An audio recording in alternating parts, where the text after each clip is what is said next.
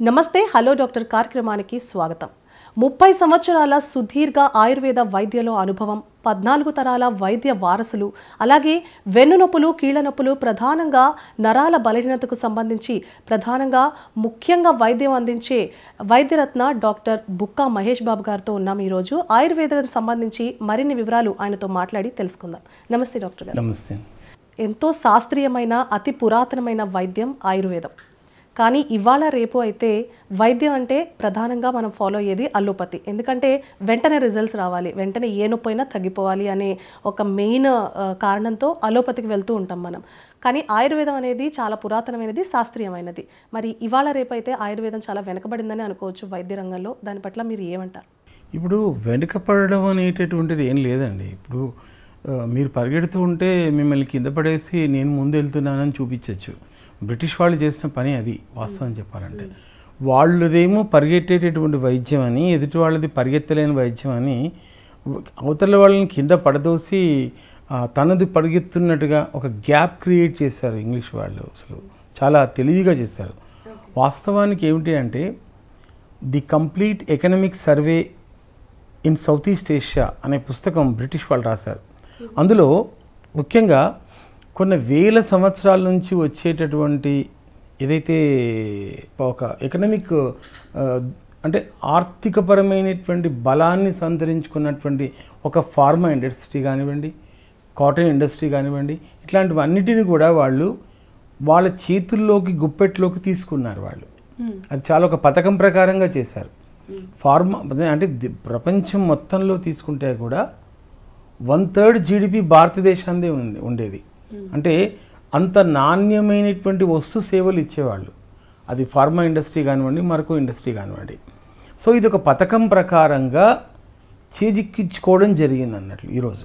అంటే మనకు వచ్చే ఔషధాలు కూడా సింథటిక్ ఔషధాల రూపంలో వస్తున్నాయి. ఇప్పుడు ఈ సింథటిక్ ఔషధాల రూపంలో వచ్చేటటువంటి ఔషధాలు మనం వాడుతున్నాం. దానివల్ల కూడా మనకు సైడ్ ఎఫెక్ట్స్ వస్తూ ఉన్నాయి. యాంటీబయాటిక్స్ అంటున్నాం. యాంటీబయాటిక్స్ అన్నీ సింథటిక్ ఔషధాలు అన్నట్లు.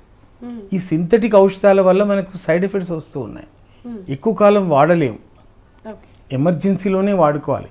స్టిరాయిడ్స్ ఉన్నాయి. స్టిరాయిడ్స్ మనకు కోవిడ్ టైంలో వాడారు, చాలా భయంకరంగా వాడారు. కానీ దానివల్ల మనకు తెలియకుండా అవాస్కులర్ నెక్రోసిస్ అనేటటువంటిది యువతలో చాలామందికి వచ్చాయి. అంటే ఎముకలు అరిగిపోతాయి, గూడలు అరిగిపోతూ ఉన్నాయి. ఒక సమస్యను తగ్గించడంలో భాగంగా మనకు రెండవ అదనపు సమస్య వచ్చి పడిపోతూ ఉంది. సో ఆయుర్వేద వైద్యం అట్లా కాదు. ఆయుర్వేద వైద్యంలో అలా ఉండదు. దాన్ని ఒక రకంగా పథకం ప్రకారంగా దాన్ని అణిచివేసే ధోరణిని మనకు ప్రధానంగా చేశారు బ్రిటిష్ వాళ్ళు.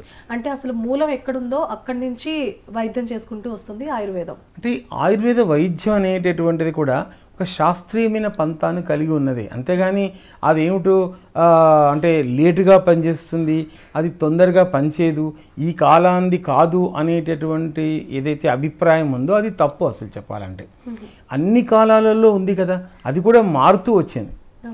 ఇప్పుడు అడాప్షన్స్ అండ్ సింథసిస్ కాలానుగుణంగా రకరకాల నాగరికతలు భారతదేశం పైన ప్రభావాన్ని చూపుతున్న తరుణంలో సో ఆయుర్వేదం అనేటటువంటిది కూడా ఆ మార్పులకు లోనైంది. చాలా పుస్తకాలు అకార్డింగ్ టు టైం అంటే కాలానికి అనుగుణంగా మళ్ళీ రివైజ్ చేస్తూ రాస్తూ వచ్చారు. ఔషధాలు కూడా మారుతూ వచ్చాయి, కల్పనలు మారుతూ వచ్చాయి. ఒకప్పుడు కషాయాలు కాచుకునేవాళ్ళు. ఎక్కడ కషాయాలు?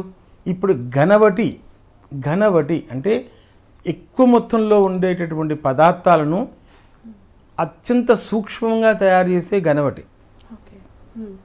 సుదర్శన ఘనవటి. ఈ సుదర్శన ఘనవటి అనేటటువంటిది ఔషధం ఏదైతే ఉందో అది జ్వరాలలో, విషమ జ్వరాలలో అద్భుతంగా పనిచేసేటటువంటి ఔషధం చెప్పాలంటే. నేను చాలా పేషెంట్లను కొంతమంది చూస్తూ ఉంటాం. అంటే కొంతమందికి ఎలా ఉంటుంది అంటే మలేరియా వస్తుంది, టైఫాయిడ్ వస్తుంది, చికెన్ గున్యా వస్తుంది. అట్లా వచ్చేసి ఇంకా జ్వరం వస్తూనే ఉంటుంది సంవత్సరాల తరబడి. మరి దానికి వైద్యశాస్త్రం ఏం చెప్తా ఉంది అంటే రిలాప్స్ ఆఫ్ ది సిమ్టమ్స్ అంటారు. మళ్ళీ వచ్చిందండి మలేరియా, మళ్ళీ డెంగ్యూ వచ్చిందండి, మళ్ళీ చికెన్ గున్యా వచ్చిందండి, మళ్ళీ టైఫాయిడ్ వచ్చిందండి, రిలాప్స్ అవుతుందండి అంటారు. రిలాప్స్ అవుతుంది అంటే మరి నీ ఔషధం ఎందుకు పనిచేయట్లేదు అక్కడ? ఇలాంటి కండిషన్స్లో నేను మొన్న ఒక కేసు చూశాను. ఒక పెద్ద ఆవిడ ఆవిడకు ఈ మనం చెప్పినటువంటి అన్ని రకాలైనటువంటి జ్వరాలు వచ్చాయి, కానీ జ్వరం తగ్గట్లేదు. జ్వరాలు వచ్చాయి, మందులు వాడింది, పాపం నీరసం అయిపోయింది, బాగా నీరసం అయిపోయింది, ముద్దన్నం కూడా తినలేని పరిస్థితి, ఆకలి పూర్తిగా మందగించింది. మరి ఇంగ్లీష్ వైద్యం ఎక్కడ పనిచేసింది?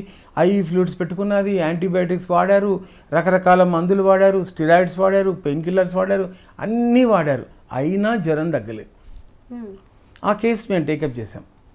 సో జ్వరం తగ్గడానికి అమృతారిష్ట, సుదర్శన గణవటి, గిలాయ్ ఇట్లాంటి ఔషధాల వల్ల అద్భుతంగా తగ్గిందని.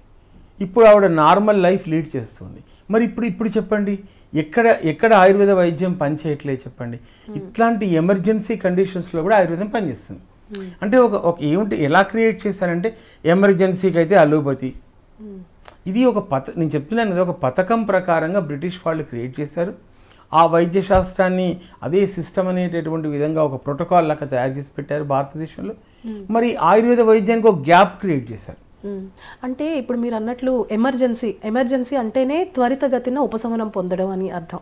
మరి అంటే ఇప్పుడు మనం ఇంగ్లీష్ మందులు ఏవైతే వాడతామో, ఇప్పుడు తలనొప్పి వచ్చిందంటే వెంటనే సారిడాన్ వేసుకుంటే ఒక గంటకి రిలీఫ్ వచ్చిందండి అంటారు.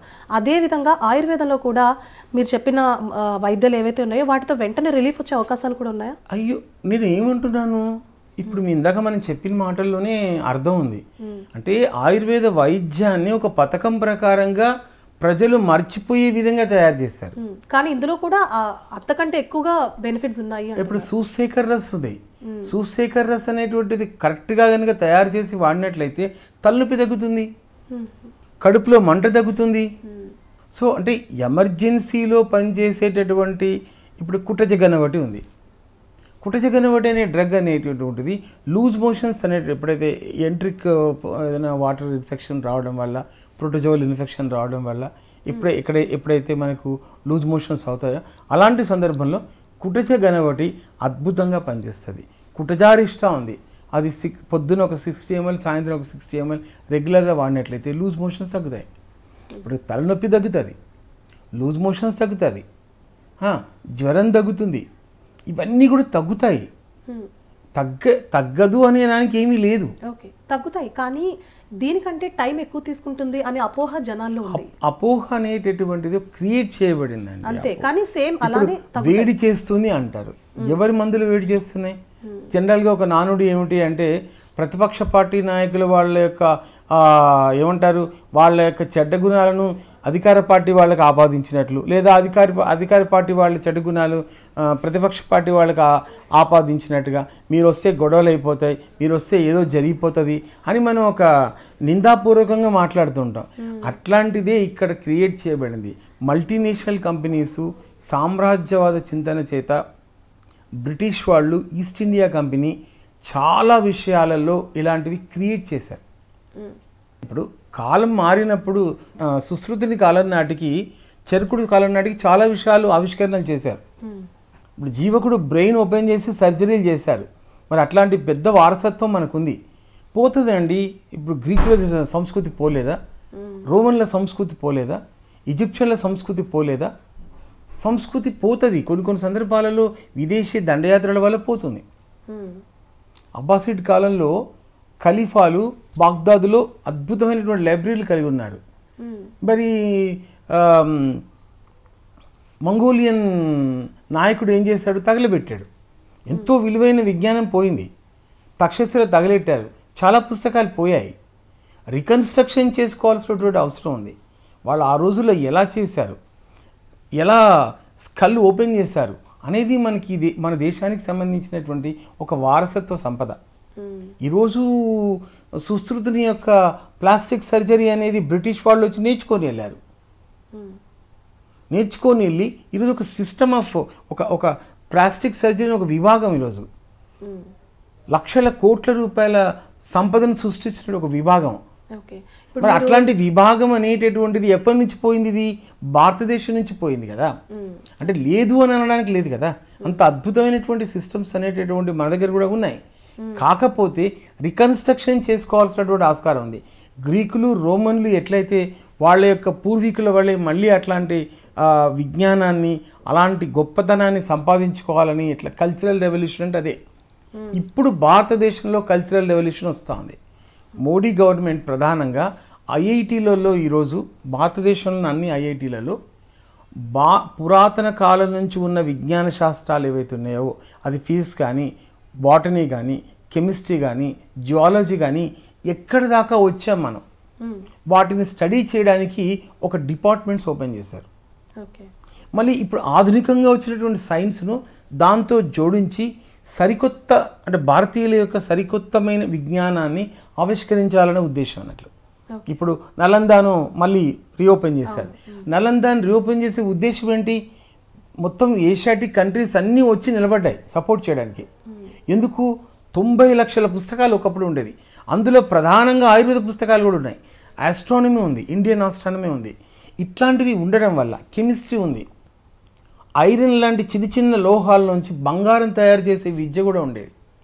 మరి ఇట్లాంటివన్నీ మనకి ఎంతో అవసరం కదా. మన యొక్క ప్రాచీన కాలం అంటే గ్లోరీని తిరిగి తెచ్చుకోవాలంటే మన యొక్క సాంస్కృతిక వారసత్వాన్ని కూడా నిలుపుకోవాల్సినటువంటి ఆస్కారం ఉంది. ప్రజలకు చాలా విషయాలు తెలియదండి. ఇప్పుడిప్పుడు అర్థమవుతున్నాయి. 90 లక్షల పుస్తకాలు పోయాయి కదా అని. ఫిలడెల్ఫియా, అంటే అమెరికాలో ఉన్న ఫిలడెల్ఫియా యూనివర్సిటీలో అక్కడ భారతీయుల యొక్క కోల్పోయినటువంటి విజ్ఞానాన్ని మళ్ళీ తిరిగి తెచ్చుకొని మళ్ళీ మనకి సాంస్క్రిట్లో రాసుకునేటటువంటి ఒక కార్యక్రమం మొదలైంది. దలైలామా 1,00,000 పుస్తకాలు ఇచ్చారు టిబెట్ నుంచి.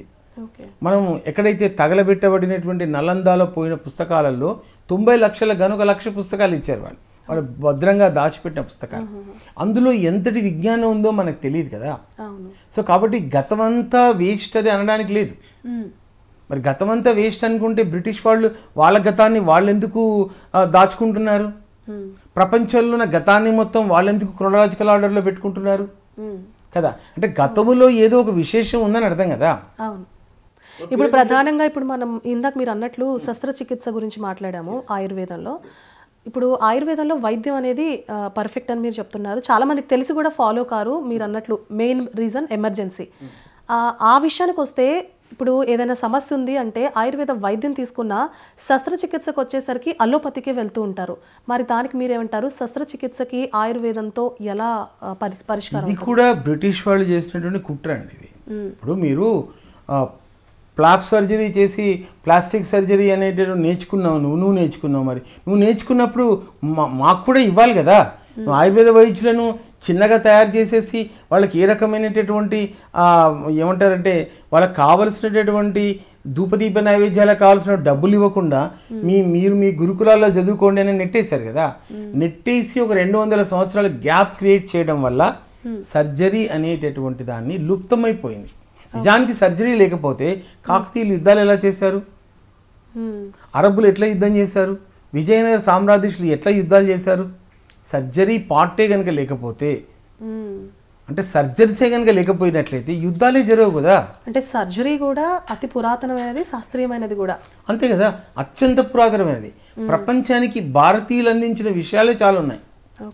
బ్రిటిష్ వాళ్ళు ఏమిటి అంటే వాళ్ళు ఇతర దేశాల నుంచి నేర్చుకున్నది, వాళ్ళు అంటే ఇతర నాగరికతల నుంచి నేర్చుకున్నది అదంతా కోడిఫై చేసి వాళ్ళ దగ్గర అట్టు పెట్టుకొని ఇతరులకు అందకుండా చేసి నువ్వు వెనకబడి ఉన్నావు అన్నట్టుగా ముద్ర వేయడం సమంజసం కాదు. ఇప్పుడు అందుకనే మోడీ గారు గవర్నమెంట్ వచ్చిన తర్వాత డిపార్ట్మెంట్ ఆఫ్ ఆయుష్ అనేది స్ట్రాంగ్గా ఉంది ఇప్పుడు. సో ప్రతి సంవత్సరము 100 కోట్లు ఇచ్చి ఆయుర్వేద వైద్యాన్ని మళ్ళీ పురాతన కాలం నాటి గొప్ప ఔన్నత్యాన్ని సంతరించుకునే వైద్యంగా దాన్ని అభివృద్ధి పరిచి ప్రపంచానికి గొప్ప వైద్యం కింద పరిచయం చేద్దామన్న ఉద్దేశం చేత ఆయుర్వేద వైద్యాన్ని అభివృద్ధి పరుస్తూ ఉన్నారు. 80-90 రకాల శస్త్రచికిత్సలు కూడా ఆయుర్వేద వైద్యులు చేయడానికి ప్రభుత్వం పర్మిషన్ ఇచ్చింది. సో ఇంగ్లీష్ వైద్యులు ఎంతసేపు దాడి మొదలెట్టి ఆయుర్వేద వైద్యం ఇట్లా ఉంటుంది, అట్లా ఉంటుంది, ఎట్లా ఉంటుంది అని చెప్పడమే తప్ప ఒక్క తిప్పతీగ అనే మొక్క కోవిడ్ టైంలో పనిచేస్తుంది అని చెప్పినప్పుడు, ప్రభుత్వం చెప్పినప్పుడు కాడా చేసుకొని తాగండ్రా బాబు అని చెప్తే కూరగాయలు పనిచేస్తాయా, ఆకుకూరలు పనిచేస్తాయా, ఆకుకూరలు ఔషధంగా పనిచేస్తాయని వెటకారంగా మాట్లాడతారు. మరి సోకాల్డ్ ఇంగ్లీష్ వైద్యులే ఈరోజు పనిగట్టుకొని ఆయుర్వేద వైద్యాన్ని, డాక్టర్ హెగ్డే అని అతను,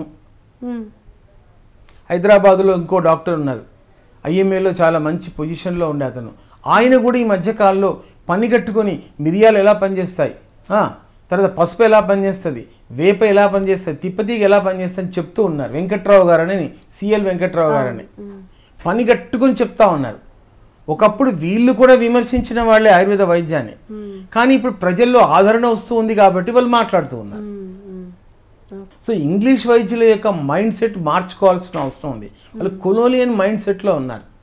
సామ్రాజ్యవాద చింతనలో బ్రిటిష్ వాళ్ళు, బ్రిటిష్ యొక్క యజమాని మాట్లాడిన విధానంగా మాట్లాడుతున్నందువల్ల ఆయుర్వేద వైద్యం అనేది మసకపారినట్టుగా కనిపిస్తుంది తప్ప అది పని చేయలేకపోవడం కాదు. నువ్వు వాడినప్పుడు కదా తెలిసేది. ఈరోజు జ్వరాలు వస్తూ ఉన్నాయి. ప్రధానంగా 2 తెలుగు రాష్ట్రాల్లో బీభత్సకరమైనటువంటి వర్షాలు పడడం వల్ల జ్వరాలు వస్తూ ఉన్నాయి. జ్వరాలలో ప్రధానంగా ఏం జరుగుతూ ఉంది? డెంగ్యూ ఫీవర్ వచ్చింది. ఈ డెంగ్యూ ఫీవర్ వస్తే చికెన్ గున్యా వచ్చింది. ఇట్లాంటి ప్లేట్లెట్ కౌంట్ అనేది విపరీతంగా పడిపోతుంది. ఈ ప్లేట్లెట్ కౌంట్ పడకుండా ఉండడానికి ఆయుర్వేద ఔషధాలు దివ్యంగా పనిచేస్తాయి. వాస్తవానికి అక్కడ ఏ ఔషధము లేదు. ప్లేట్లెట్ కౌంట్ పడిపోకుండా ఉండడానికి ఏ రకమైనటువంటి ఔషధాలు లేవు. ఇందాక మనం చెప్పినటువంటి ఆయుర్వేద ఔషధాలు ఏవైతున్నాయి, గిలాయ్, తిప్పతీగ యొక్క టాబ్లెట్స్ వస్తున్నాయి మనకు. తిప్పతీగ టాబ్లెట్స్, గిలాయ్ టాబ్లెట్స్ దొరుకుతూ ఉన్నాయి మనకు. అవి ప్లేట్లెట్ కౌంట్ పెరగడానికి ఎంతో దోహదం చేస్తూ ఉన్నాయి. తర్వాత ఇంకా రకరకాల ఔషధాలు ఉన్నాయండి ఆయుర్వేదంలో. చాలా అద్భుతమైనటువంటి ఔషధాలు ఉన్నాయి. సుదర్శన గణవటి, ఈ విషమ జ్వరాలు ముఖ్యంగా అవి డెంగ్యూ కానివ్వండి, చికెన్ గున్యా కానివ్వండి, ఇట్లాంటి ఔషధాలు చాలా బాగా పనిచేసేటువంటి ఆయుర్వేద ఔషధాలు ఉన్నాయి.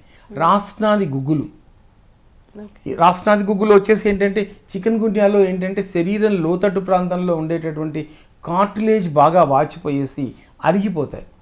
అసలు రాస్నాది గుగ్గులు కనుక వాడుకున్నట్లయితే ఆ కార్టిలేజ్ అరుగుదల రాకుండా నొప్పి నివారించడంతో పాటుగా కార్టిలేజ్ అరగకుండా కేర్ తీసుకోవడానికి దోహదం చేస్తుంది.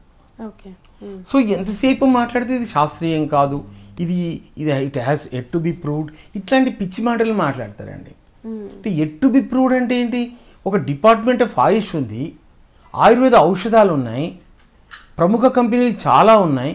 దూత్ పాపేశ్వర్ అని, డాబర్ అని, బైజనాథ్ అని, హిమాలయన్ డ్రగ్ కంపెనీ అని, ఇట్లాంటివన్నీ దాదాపు 200 సంవత్సరాల నుంచి, అంటే ఫైజర్ కంపెనీ, స్మిత్, తర్వాత లిలీ, తర్వాత ఇట్లాంటి కంపెనీలు ఏవైతే మల్టీనేషనల్ కంపెనీస్ ఉన్నాయో, ర్యాన్బ్యాక్స్ ఇట్లాంటి కంపెనీలు, రెడ్డీస్ ఇట్లాంటి కంపెనీస్ ఉన్నాయో, ఆయుర్వేద మందులు తయారు చేసే కంపెనీలు కూడా ఉన్నాయి. అవి కూడా రీసెర్చ్ చేస్తూ ఉన్నాయండి. సో మీరు అప్డేట్ చేసుకోకుండా రీసెర్చ్ జరగట్లేదు, ఇందువల్లనే ఆయుర్వేదం రీసెర్చ్ కావాలని అని ఏమిటో అన్ని పిచ్చి మాటలు మాట్లాడుతూ ఉంటారు. ప్రజలకు, మెజారిటీ ఆఫ్ ద ప్రజలకు ఏంటి అంటే ఆయుర్వేద వైద్యం అనేది కొన్ని వేల సంవత్సరాల నుంచి మనుగడలో ఉందన్న విషయం తెలియదు. ఆయుర్వేద వైద్యం అంటే ఏదో గచ్చాక్ పిచ్చాక్ వైద్యాలు, ఆకులు అలములు తెచ్చుకొని తినే అంతవరకే.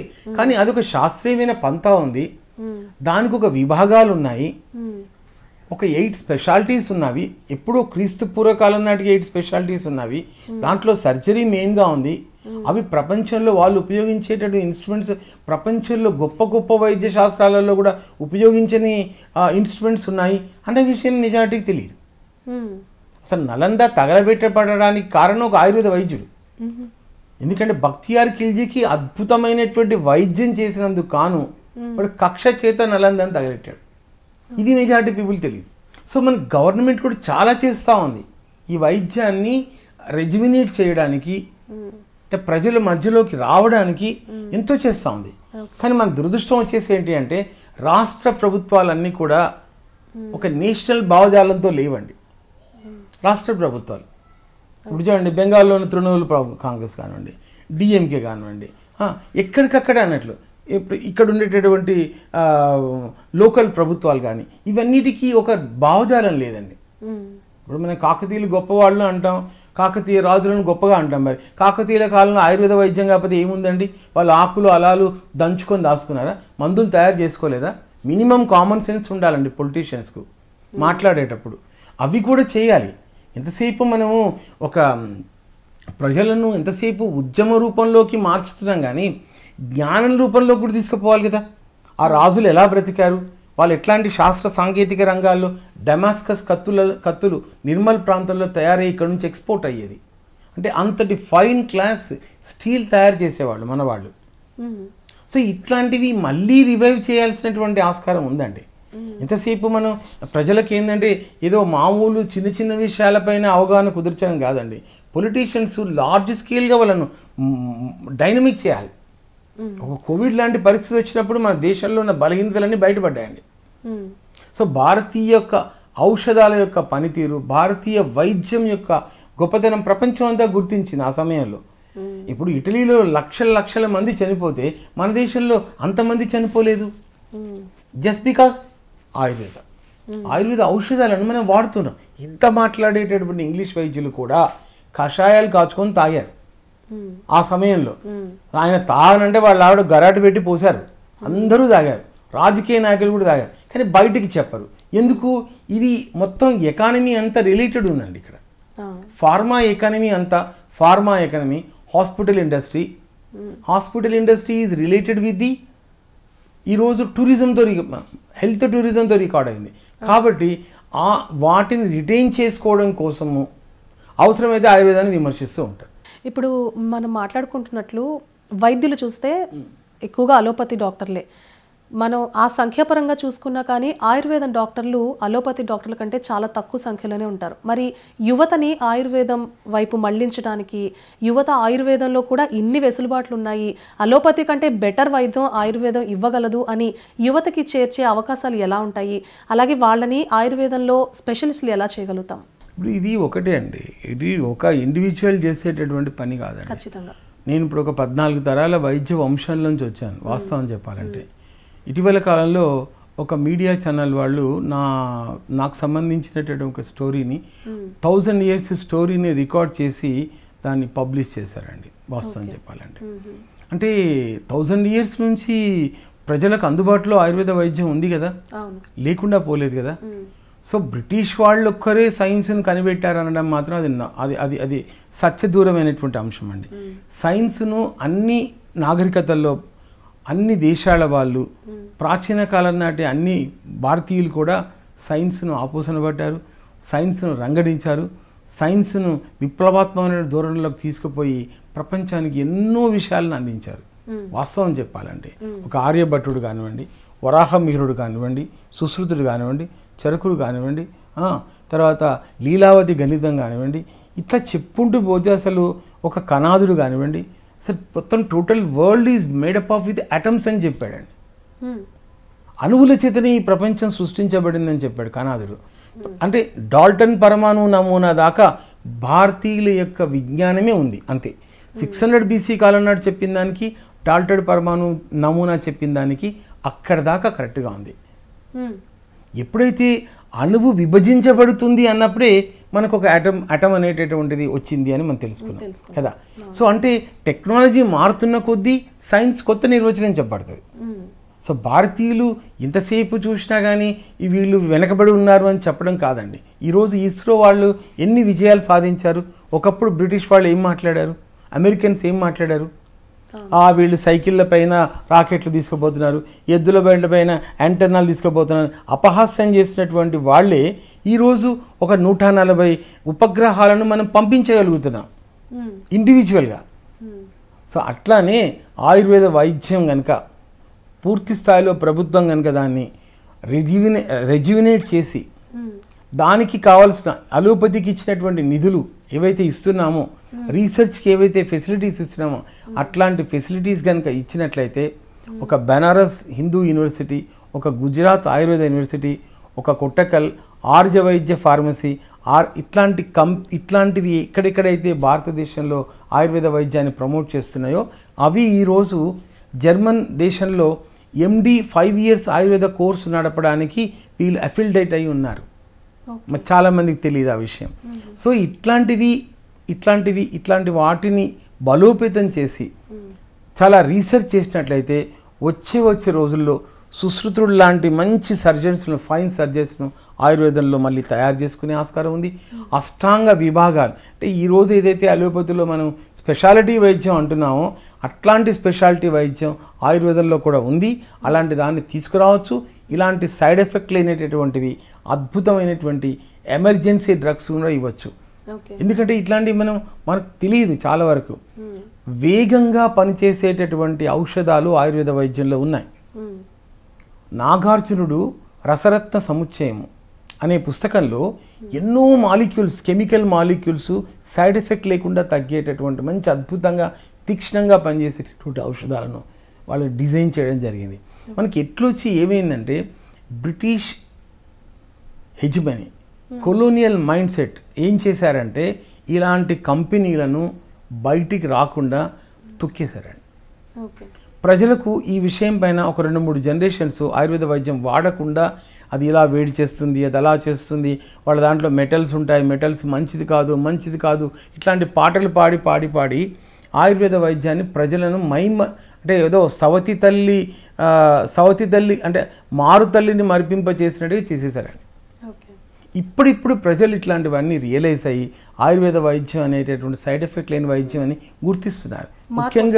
ముఖ్యంగా చెప్పాలంటే నా విషయానికి వచ్చినట్లయితే 30 సంవత్సరాలు 3 దశాబ్దాలు అవిరల కృషి చేయడం వల్ల వెన్నునొప్పి సమస్యల్లో సర్జరీ దాకా వెళ్ళేటటువంటి కేసులు, కీళ్ళ నొప్పులకు సర్జరీ దాకా వెళ్ళేటటువంటి కేసులు, నరాల జబ్బులకు అద్భుతమైనటువంటి వైద్యాన్ని నికార్సుగా మనం అండ్ వాటికి ఏంటంటే ఒక ఏదో జస్ట్ చెట్ల చెప్పడం కాకుండా అనుభవపూర్వకంగా ఈ మందు ఇస్తే ఇలా తగ్గింది అని ఒక శాస్త్రీయమైన పంతాలు వైద్యం చేసి ప్రపంచవ్యాప్తంగా 5 లక్షల క్లయింట్స్ని చూడడం జరిగింది. సో ఇంగ్లీష్ వైద్యులు కూడా అసలు అబ్బురపడే విధంగా ఆయుర్వేద వైద్యాన్ని మేము అంటే ఇండివిజువల్గా మా సంస్థ గురు ఐ కేర్ అనేటటువంటి సంస్థ 3 దశాబ్దాల కాలం ఈరోజు అది ఒక ఫార్మా కంపెనీకి Shri Guru I care pharma కిందికి అవతరించింది. ప్రజల మన్ననను పొందుతుంది. చాలా అంటే మార్కెట్లోకి ఒక కొత్త రకమైనటువంటి మాలిక్యూల్స్ను, వేగంగా పనిచేసే మాలిక్యూల్స్ను, అద్భుతంగా టైం బాండ్ పీరియడ్లో సైడ్ ఎఫెక్ట్స్ లేకుండా అద్భుతంగా పనిచేసేటటువంటి ఔషధాలను డిజైన్ చేయడం జరిగింది. సో గురు ఆయుర్వేదిక అనే ఫార్మా ఏదైతే ఉందో దానిలో ఆయుర్వేదానికి సంబంధించి ప్రజలకు ఎలాంటి సమస్యలున్నా మీరు అందించే వైద్యంతో పాటు ఫార్మా పరంగా కూడా మీరు అవైలబుల్గా ఉన్నారు. ఎస్, అంటే ఇప్పుడు మనం ఒక వైద్యుడు ఒకటే కాకుండా మాలిక్యూల్స్ ఏవైతే ఉన్నాయో ఇప్పుడు మల్టీనేషనల్ కంపెనీస్ కూడా అవి కూడా చిన్నగానే స్టార్ట్ అయ్యి వచ్చాయి కదండి. రాత్రి ఏదో రాలేదు కదా. అవన్నీ కూడా రీసెర్చ్ అనేటటువంటిది నిరంతరం జరిగేటటువంటి ఒక ప్రక్రియ. రీసెర్చ్ ఆయుర్వేదంలో కూడా ఉంది. రీసెర్చ్ ద్వారా అద్భుతమైనటువంటి విషయాలను కనిపెట్టడం జరుగుతుంది. రీసెర్చ్ అనే దానివల్ల ఎన్నో అద్భుతమైనటువంటి మాలిక్యూల్స్ కూడా ప్రజలకు అందించే ఆస్కారం ఉంది.